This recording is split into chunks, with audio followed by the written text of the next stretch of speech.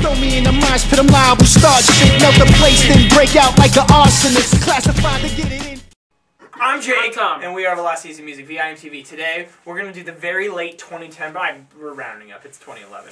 Ghostface Killah, Apollo Kids. This is former member of the Wu-Tang Clan, and this is an East Coast, throwback Jersey rap album to where it's all the crappy, R&B choruses and the, drum machine, club beats are just not present here. This is literally just kicking it as old school as it goes, just because that's what works. This is, you had a whole slew of great rap albums come out of that style, and so why not just do it, keep it real and do it like this now. And I kind of view this Ghostface as sending a message to all the modern day rappers. Oh yeah. Yeah. Just saying, this is, look what we can do. Well, the Wu-Tang Clan, all the members are still kicking it old school, right, and still doing a hell of a good job doing what they do and have been doing since the early 90s. And I mean, Raekwon, a year or two back, had one of the best albums of the year, Only Built for Cuban Links Part 2.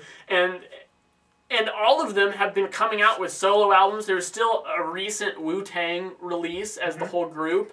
Redman, I think, recently came out with an album. God, they just never stop. And it's awesome because they're so good at what they do, and they've just nailed it. I mean, these guys are seasoned veterans of the rap scene, showing that they are still relevant today and have been since they began. And that's really cool to see. And especially considering they're staying very true to their attitude and their sound. On here you get those old school, like, Motown kind of soul sampled into the beats and choruses. And I think that's really cool because, as you mentioned, I'm freaking sick of the dance, synth, and just big in the club! I'm in the club! Yeah, I hate that. I hate that crap. And this has so much more attitude than that. One track, real. Yeah, one track in particular I want to point out that works really well for is track 11, Ghetto, because the vocals in the chorus with the girl that's kind of crooning.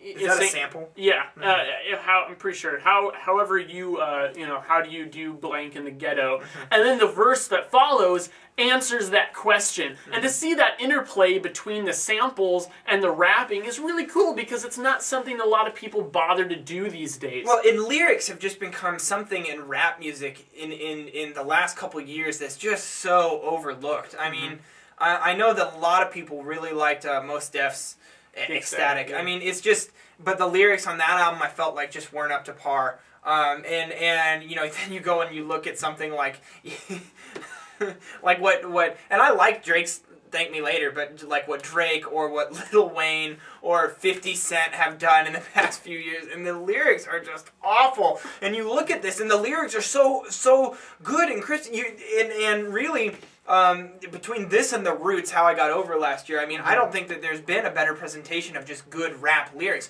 Rap lyrics where you can sit and listen and go, wow, they actually, like, what they're saying in the songs, the message of the songs actually is pertinent to my life, and I'm going to get something out of it. It enhances the music, and that's something that's in complete contrast with most other rap that's coming out today, where it actually detracts from the music if you have any sort of an education. Plus, it just helps knowing that Ghostface Killah and the rest of the Wu-Tang Clan are legit. They have been around the block. They were part of the scene. I mentioned in some review, some rap review we did where I mentioned that it's nice now that the rap community aren't all just trying to kill each other. Well, it's like nice. These guys were around when that was happening. And so it gives them some credibility, and it's not like that's what they're rapping about all the time. I mean, yeah, there's bits and pieces of that, but they mix up the content, they mix up the subject matter, and it makes it believable from them because you know their credentials. The production on this album, yeah, it's good. It's perfect. It's exactly what you want for production in a hip hop album. You get lots of strong bass, and beats are just perfect and just fat and in your face, and you can hear all the vocals just fine. And I think that one thing that I think people might criticize this album for is that really Ghostface it's not like he's at the forefront of every song. There's so many guest vocalists that are guest rappers that do such a fantastic job that it's not like any of them really have the spotlight at any one time. Well, so it makes it seem much more collaborative with the production and the beats really making it cohesive. Just spotlights for all these guest appearances, which I mean, over like 20 years on the scene, you're gonna pick up some friends and you're going to want them to be included in the album you're making. That makes sense.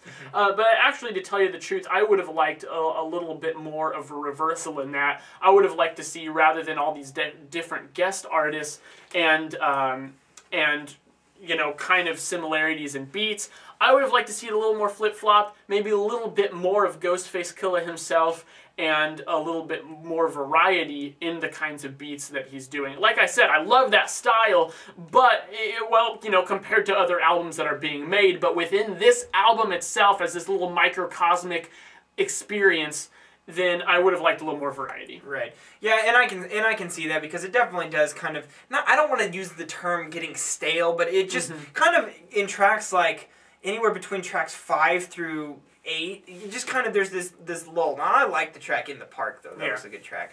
But I mean, it's just not quite as memorable. Maybe it's just the types of presentation. There wasn't, quite enough hooks. They could have done something different, maybe had something to focus on more. So it's not just a homogenous kind of dwelling. But, it's just kind of refreshing to hear rap that doesn't have all the bells and whistles that are being put on most rap albums today. And so for that, you got to give it credit. Tom, I like this album a lot. I don't like it as much as The Roots, How I Got Over. I think I kind of decided, but I'm going to give this an even 80.